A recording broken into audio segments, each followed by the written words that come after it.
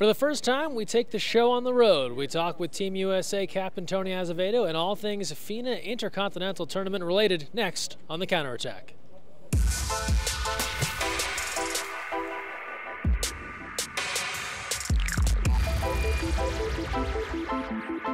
Hi everyone, Greg Mescall here. Thanks for joining us on The Counterattack.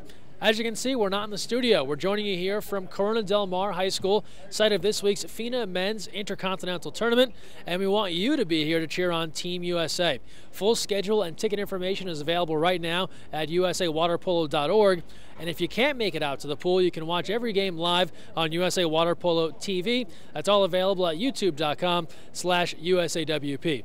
We're rooting for Team USA, obviously, and to find out more about what they're going to do this week, we caught up with their team captain, Tony Azevedo. He's working on his 5th Olympic Games, and he gave us some thoughts on this week's big event. All right, we're here with USA team captain, Tony Azevedo. Tony, big tournament this week at Corona Del Mar High School.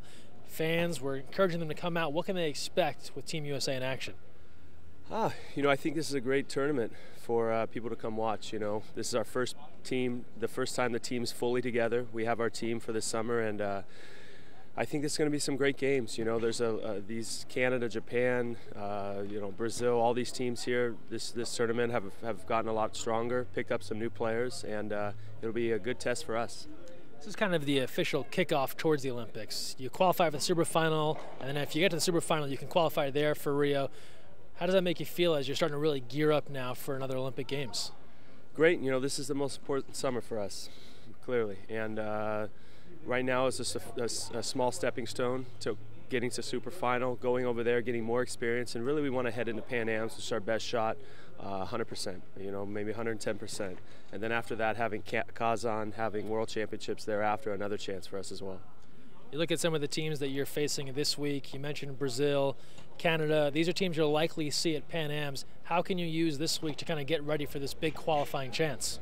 Well, I think the biggest thing is you just learn about these players, you get confidence, you figure out their scheme, and you just get more games against them. I think Brazil is a team that's changed. They have Peroni on there, who's a big, strong guy now. Canada's always been a tough team.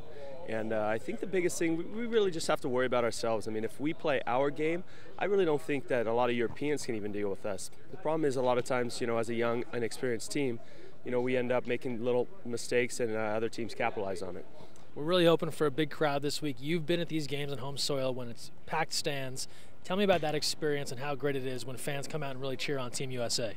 Oh, it's huge. We don't get enough time to play at home. And I really think when I was younger, one of the biggest things, we had so many games at home, and I got the opportunity to watch my idols play. And I think this is the time too. Get out here, watch us play, get your kids excited about the sport, because one day they'll be here hopefully playing in front of a big crowd.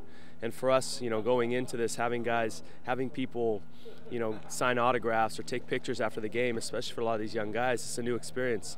And this helps prepare them even more for Pan American Games and Olympics, and prepare to be role models, which is what we are now. So great to hear from Tony and Team USA. Excited to see them play this week right here at CDM. Now we switch gears over to the NCAA Women's Water Polo scene. Some big games taking place this weekend as a lot of the top teams were in action. Among the top 10, Stanford topping Arizona State 10-4. UCLA ventured to Hawaii to take out San Diego State 13-4. On the East Coast, Villanova upsetting number 14 Wagner 9-8. And then in a big West battle, it was UC Irvine over UC Santa Barbara 6-4. So all these scores are big. We're getting close to playoff time here in women's water polo. Going to be interesting to see how things go down the stretch. Now we turn over to the National League and their championship. It's coming up this April 11th through the 12th at Acalanes High School in Northern California.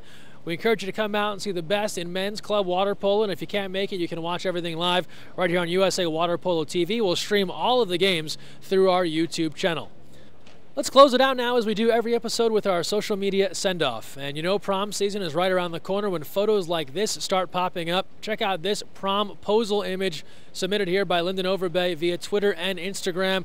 A lot of work went into this. We can only hope whoever was invited to the prom said yes. In fact, if you were the person invited, let us know if you said yes. We'd love to give a shout out for a successful promposal.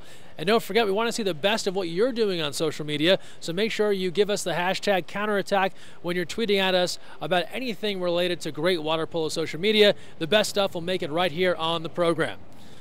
That'll do it for this week's episode of The Counterattack. We hope to see you here at the pool at CDM this week cheering on Team USA. And whether you're playing here or elsewhere, don't forget, when you're on The Counterattack, always look weak side. Thanks for watching.